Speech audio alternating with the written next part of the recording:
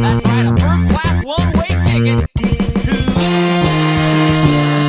Albuquerque.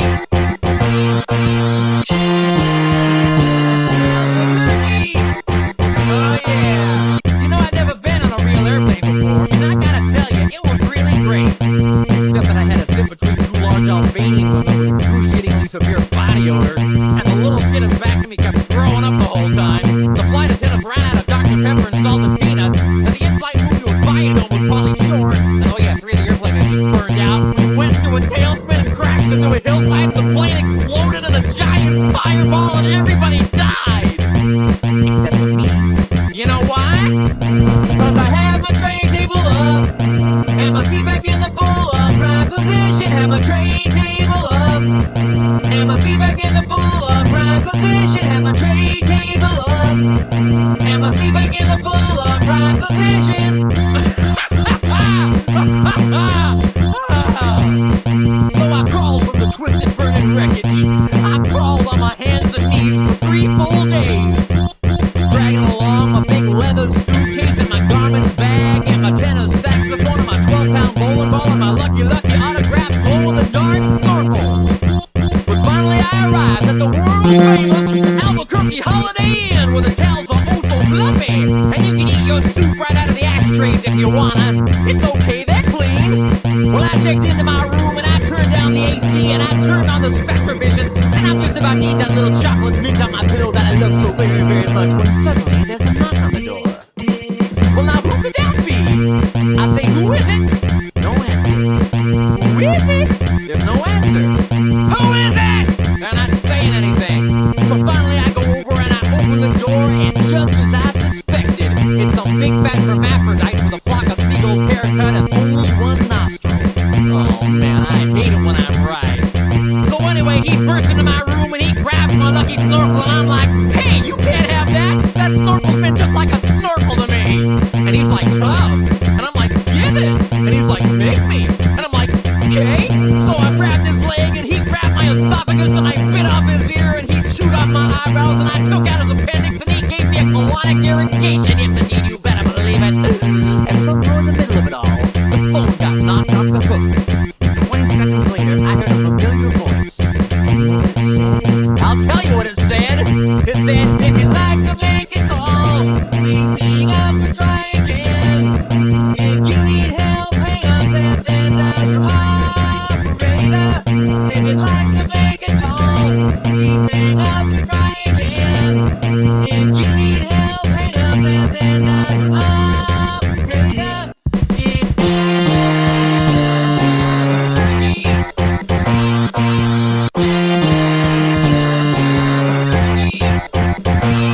Well, to cut a long story short, he got away with my snorkel, but I made a solemn vow right then and there that I would not rest. I would not sleep for an instant until the one-nostril man was brought to justice. But first I decided to buy some donuts. So I got in my car and I drove over to the donut shop and I walked on up to the guy behind the counter and he says, yeah, what do you want? I said, you got any glazed donuts? He said, no, we're out of glazed donuts. I said, well, you got any jelly donuts? He said, no, we're out of jelly donuts. I said, you got any Bavarian cream-filled donuts? He said, no, we're out of Bavarian cream-filled donuts. I said, you got any cinnamon rolls? He said, no, we're out of cinnamon rolls. I said, you got any apple fritters? He said, no, we're out of apple fritters. I said, you got any bear claws? He said, wait a minute, I'll go check. No,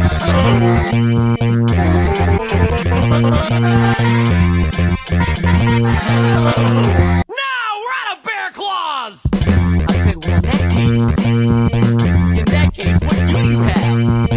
He says, all I got right now is this box of 1 dozen starving crazed weasels. I said, okay, I'll take that.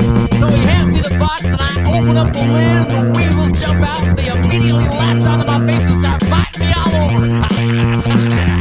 Oh man, they were just going nuts. They were tearing me apart. You know, I think it was just about that time that little ditty started going through my head. I believe it went a little something like this. Oh, get off me! Get off me! Oh, get off! Get off! Oh, get off me!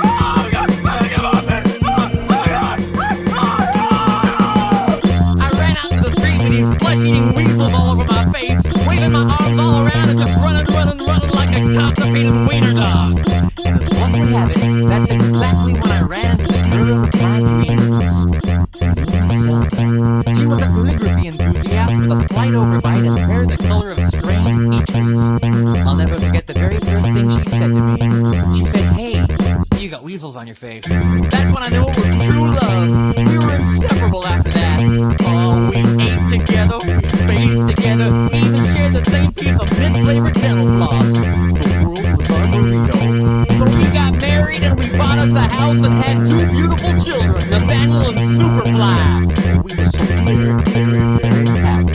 Oh yeah. But then one fateful night, Zelda said to me, she said, "Sweetie Pumpkin, you want to join the Columbia Record Club?"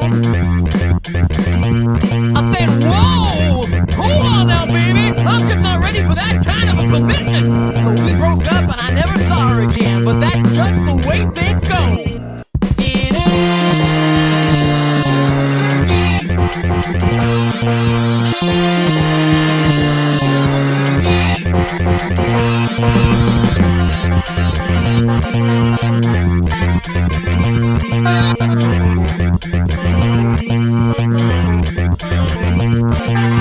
Anyway, things really started looking up for me because about a week later, I finally achieved my lifelong dream.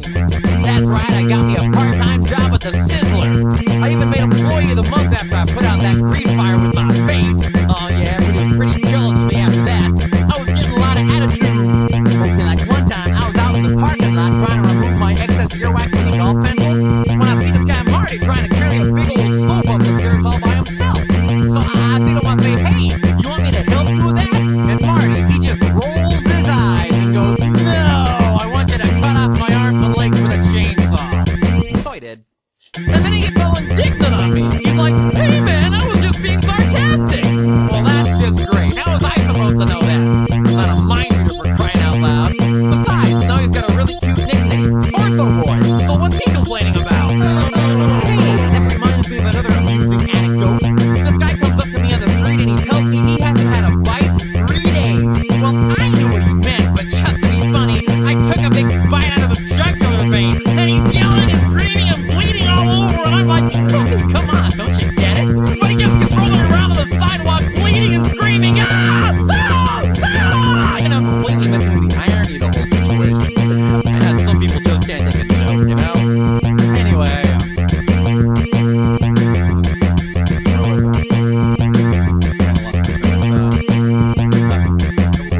Anyway, I know it's kind of a roundabout way of saying it, but I guess the whole point I'm trying to make here is I hate sauerkraut! That's all I'm really trying to say. And by the way, if one day you happen to wake up and find yourself in an existential quandary, full of loathing and self-doubt and racked with the pain and isolation of your pitiful, meaningless existence, at least you can take a small bit of comfort in knowing that somewhere out there in this crazy old mixed-up universe of ours, there's still a little place called Albuquerque.